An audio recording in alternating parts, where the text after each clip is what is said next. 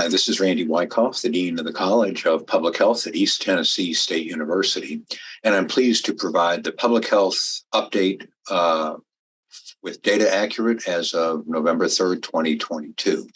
This week, I want to do a quick update on several of the infectious diseases that we've been following, specifically no more than 1 minute on COVID, monkeypox, Ebola virus, seasonal flu, and RSV.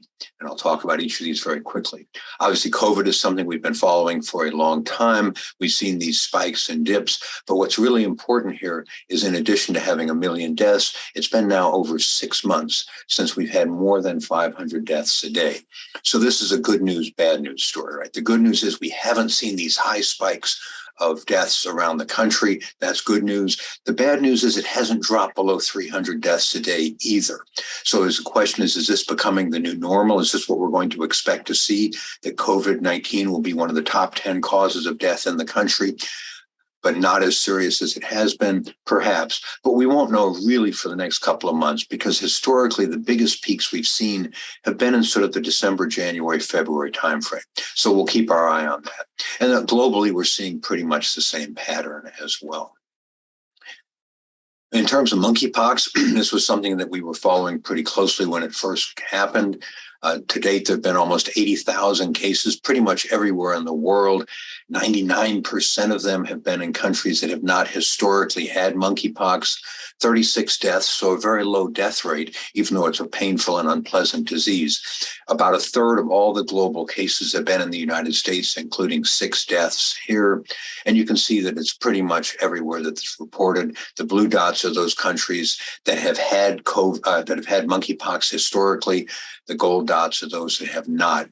The important point here, though, is there are treatments and vaccines that are being used in many parts of the world that are not available in those countries that have historically had it. So hopefully we can work on that going forward.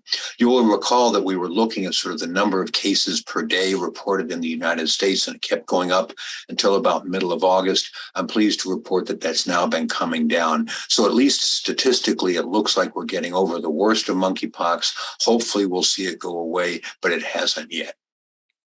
Ebola, we started talking about a couple of weeks ago. There's a pretty serious outbreak in Uganda and Central Africa right now. As of a couple of days ago, Uganda has reported 130 confirmed cases. About a third of them have died. There are 3 populations, though, that make me worry that this outbreak may be more serious than some previous ones. The first is we are seeing it in healthcare workers. Obviously, in rural areas, if a healthcare worker gets sick, that impacts their ability to provide care to other people. It also discourages other healthcare workers from going into that area. So that's one area of concern. Another is when you ever see Ebola in a big city. Kampala's population is somewhere around 3.5 million. So it's not a mega city, but it's big enough that once you start getting it into that community, when you have a disease that spreads from person to person, it could be a serious outbreak. And the other population that worries me a little bit is in school children, because obviously kids are exposed to a lot of people, their family members, other kids. So when you see it in schools, it can also be a harbinger of something more worrisome to come. The good news is historically, most Ebola outbreaks do burn themselves out, but we're not seeing that yet. So we'll keep an eye on that Ebola outbreak. And as far as I know right now, there hasn't been spread outside of Uganda. In terms of seasonal flu, that's something we should be paying attention to this time of year anyway. It's still very early in the season, but there's at least some reason to believe that this season may be worse than previous years, in part because we've gone 2 years without much exposure. And the early numbers, if you look there on the lower left, you can see 22, 23, and it looks like we're slightly ahead of where we have been in previous years. You'll see this even more if you look at the percent of outpatient visits. Again, it's earlier and it's higher. Now, does that mean it's going to be worse? We don't know. But at least at this point, it's starting earlier, and it seems to be on a trajectory to be at least as high in terms of number of cases as we've had before. It's occurring right now mostly in the south and southeast, and so we'll keep our eye on this going forward. And certainly, if you haven't had your flu shot, you should get it. The final one, the infectious disease to talk about this week, is respiratory syncytial virus, or RSV. It's not something we've talked about before, but there's a lot of concern that we're seeing a lot of RSV around the country, especially in children. It's a disease that most healthy people recover from pretty easily, but it can be pretty serious in children, especially premature infants and in older adults. It's the most common cause of inflammation of the small airways, bronchiolitis, and pneumonia in children under 1 year of age. And what we're seeing again is sort of earlier and higher numbers than we have historically seen in terms of hospitalization. So we have to keep our eye on this because this could also become a burden. In a way, think of it like COVID.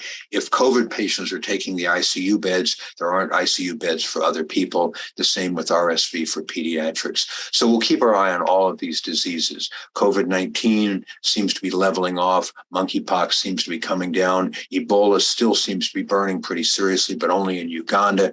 Seasonal flu and RSV seem to be picking up earlier and more serious than usual.